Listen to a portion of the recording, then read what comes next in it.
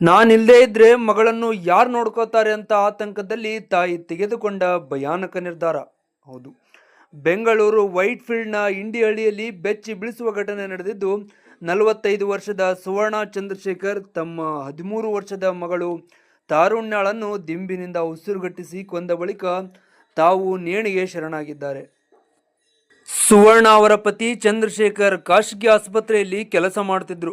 ಮಂಗಳವಾರ ಎಂದಿನಂತೆ ಕೆಲಸಕ್ಕೆ ತೆರಳಿದ್ರು. ಬೆಳಗ್ಗೆ ಸುಮಾರು 10:30 ಸುಮಾರಿಗೆ ಪತ್ನಿಗೆ ಸತತವಾಗಿ ಕರೆ ಮಾಡಿದರೂ ಪ್ರತಿಕ್ರಿಯೆ ಬಂದಿರಲಿಲ್ಲ. ಇದರಿಂದ ಆತಂಕಗೊಂಡ ಚಂದ್ರಶೇಖರ್ ಕೂಡಲೇ ತಮ್ಮ ಸಹೋದರನಿಗೆ ಕರೆ ಮಾಡಿ ಮನೆಗೆ ಹೋಗಿ ನೋಡುವಂತೆ ತಿಳಿಸಿದ್ದಾರೆ. ಬೆಳಗ್ಗೆ 11 ಗಂಟೆ ಸುಮಾರಿಗೆ ಸಹೋದರ ಮನೆಗೆ ತೆರಳಿದಾಗ ಈ ಭೀಕರ ಘಟನೆ ಬೆಳಕಿಗೆ ಬಿದ್ದಿದ್ದು, ಪೊಲೀಸರ ಪ್ರಕಾರ ಭವಿಷ್ಯದ ಆತಂಕ, ಆರ್ಥಿಕ ಸಮಸ್ಯೆಗಳು ಮತ್ತು ಮಾನಸಿಕ ಖಿನ್ನತೆ ಈ ದುರಂತಕ್ಕೆ ಕಾರಣವಾಗಿರಬಹುದು ಎಂಬ ಶಂಕೆ ವ್ಯಕ್ತವಾಗಿದೆ.